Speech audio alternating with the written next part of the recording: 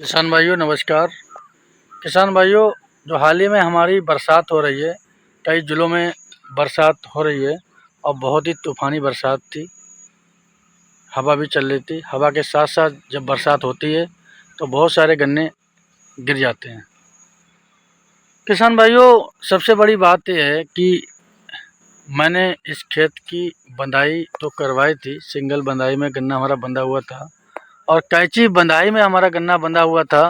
लेकिन सबसे बड़ी समस्या यहाँ पर थी कि एक कूण का गन्ना दूसरे कूण के गन्ने के साथ लेके बंधा हुआ था और इस गन्ने में मैं तीसरी बंधाई करवाता, लेकिन तब तक ये गन्ना गिर गया। देख सकते किसान भाइयों, गन्ना बंधा हुआ है, देख सकते किसान भाइयों। लेकिन बहुत सारे अभी गन्ने बचे हुए भी हैं। किसान भाइयों, ये 3102 गन्ना वैरायटी है, ज़बरदस्त वैरायटी है। इसकी पैदावार 100 कुंटल पर बीघे के हिसाब से मैं कई बार इसे निकाल चुका हूँ। और किसान भाइयों, ये वीडियो सबसे अच्छी बात यह है कि मैं इसलिए बना रहा हूँ, जैसा कि हमारे बहुत से काश्तकार भाई 3102 वैरायटी है, इसके अलावा अन्य वैरायटी करते। वो कहते हैं कि गन्ना गिरने से कोई नुकसान नहीं होता या दूसरी या तीसरी बंधाई क्यों लगवाई जाए।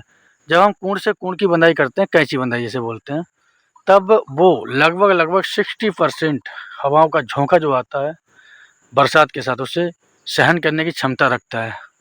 लेकिन उसके साथ साथ गन्ना हमारी बढ़भार पकड़ लेता है, तो 40% में वो गन्ना जब हवा के साथ बरसात होती है तब वो गिर जाता है। किसान भाइयों, उसके बाद से हमें उस 40% वाली जो हवा बचती है उससे गन्ना को बचाने के लिए हमें टेगुआ आकार की बंधाई से बंधवाना पड़ता है, जिसे हम हिंदी में तरबूजा आकार की बंधाई बोलते हैं। उसमें हम दो जो हमारी गन्ना बंधा हुआ आता है, जैसे हम बोलते हैं दो मूड़े गन्ने की, जैसे हमारी ये हो गई और हमारी ये मूड़ होगी, इसको लेते हैं और उसके अलावा कुछ गन्ने या ये तीसरी मूड़ एक साइड से लेते हैं और फिर उसके बाद बांधते हैं। जैसा कि मैं ये बंधा हुआ है, देखो सारा गन्ना लगभग इस खेत में 30% गन्ना गिरा हुआ दिख रहा है, झुक गया है, लेकिन इस मूड़ में कुछ भी नहीं हुआ, क्योंकि ये त्रिभुजा आकार की बंधाई से बंधा हुआ गन्ना था हमारा। 3102 एक मूड़ ये है और दूसरी ये है और 2-3 गन्ने यहाँ पर है, जिसके कारण हमारी ये मूड़ नहीं गिरी। किसान भाइयों, मैं सारे काश्तकार भाइयों से कहना चाहूँगा, अपने अपने गन्ने की बंधाई अवश्य कराएं, क्योंकि जो भी काश्तकार भाई हमारे गन्ने की बंधाई नहीं कराते हैं, उनके गन्ने के का जो प्रोडक्शन है लगभग 20 से 25% कम हो जाता है। किसान भाइयों, इसमें सिंगल बंधाई से गन्ना हमारा कैंची बंधाई से गन्ना बंधा हुआ था। अब हम कल इस गन्ने को में दूसरी बंधाई से बंधवाएंगे और वो बंधाई हमारी तरबूजा आकार की बंधाई लगेगी, जिसमें हम 3 गन्ने की मूड़ों को एक साथ बांधने का कार्य करेंगे। उसके बाद से कितनी भी तूफ़ानी हवाएं चलें, एक हद तक आराम से झेल जाएगी और किसी भी प्रकार का गन्ने में नुकसान नहीं होगा।